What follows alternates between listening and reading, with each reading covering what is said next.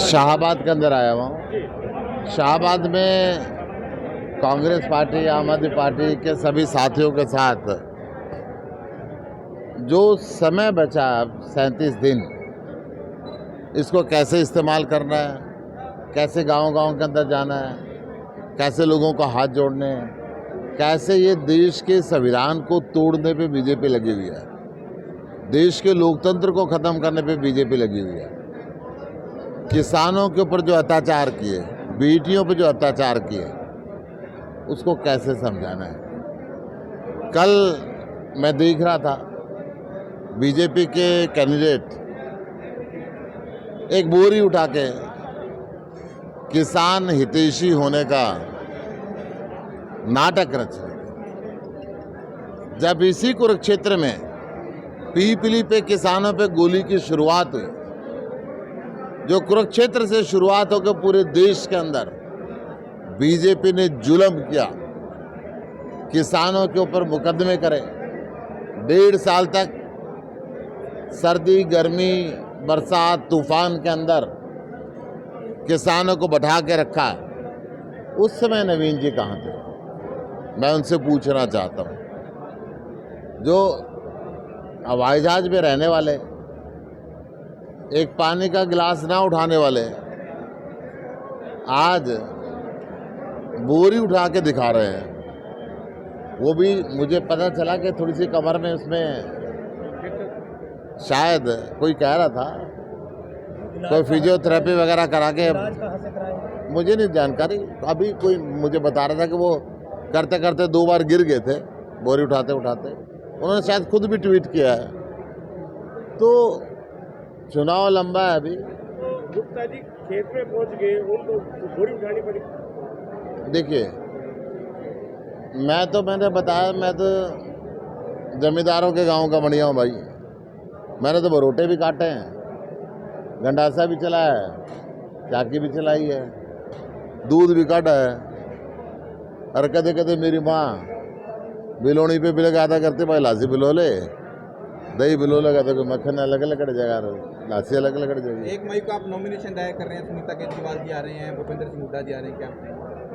हाँ, अभी टेंटेटिवली ये ऐसा है, बाकी सीनियर नेताओं से बातचीत होगी। मैंने ऐसा प्लान किया है कि 1 मई को मैं कर पाऊँ, परंतु अभी मुझे अपने दोनों वरिष्ठ नेताओं से इनसे बात करनी पड़ेगी। और कह रहे हैं कि अभय चौटाला मेरे बड़े भाई हैं, वो निशाना साध सकते हैं, उनका पूरा हक है। ये बात सही है, वो उनके बड़े भाई हैं, उन्हीं के लिए आए हैं। ये तो सारा कुरुक्षेत्र कह रहा है कि उन्हीं के लिए आए हैं वो यहाँ पे, इसके अंदर कोई दो राय नहीं है। वो उनको मदद करने के लिए आए, तो बड़े भाई का वो फर्ज निभा रहे हैं। बीजेपी को जिताने के लिए आए हैं, वो फर्ज उसका निभा रहे हैं। आज कोई ज्वाइनिंग हुई है? कोई ज्वाइनिंग हुई है आप लोगों के शाहबाद में? आज ज्वाइनिंग सुबह आज हुई थी, मैं करा के आया था। सब्जी मंडी के अंदर मैं गया था, कुछ घर के लिए सब्जी खरीदी थी, कुछ फल खरीदे थे। सब्जी मंडी में लोगों को मिल के आया था। चाय भी पिलाई है आज आपने? फिर चाय बनाई, चाय खुद भी पी और लोगों को भी पिलाई। जो देश में हर व्यक्ति को घर का दफ्तर का दोनों काम करने चाहिए, तो मैं भी थोड़ा थोड़ा कर लेता हूँ। गुप्ता जी, अनिल विज का बयान है आज, जुल्म का जवाब वोट से। दिल्ली की जनता ने कहा, ना इनसे डरना, ना झुकना, ना टूटना, ना बिकना। जेल से सरकार चलाओ, अच्छी 24 घंटे बिजली दो, 24 घंटे पानी दो, बढ़िया शिक्षा दो, बढ़िया चिकित्सा दो। जो काम अरविंद केजरीवाल ने जारी किए वो जारी रहने चाहिए। सरकार जेल से चल रही है, बहुत सुंदर चल रही है। हर सप्ताह कैबिनेट मंत्री जाते हैं, केजरीवाल जी से मिल के आते हैं, उनसे निर्देश लेते हैं और चीज़ों का आगे बढ़े। तो ऐसा तो नहीं है बीजेपी सरकार जो बुजुर्ग हो जाते हैं उनको साइड में कर देती है? बीजेपी सरकार तो भाई इनके संस्कार ही हैं बुजुर्गों को साइड में कर देना, ये सदा ही करते आए। इनके अनिल विज तो बहुत दुखी है बेचारा, उनकी हालत पे मुझे भी ऐसा लगता है कि शायद बीजेपी ने अच्छा नहीं किया। वो सीनियर मोस्ट है। आपको तरस आता है? मुझे ऐसा लगता है कि सीनियर लोगों की इज्जत करनी चाहिए।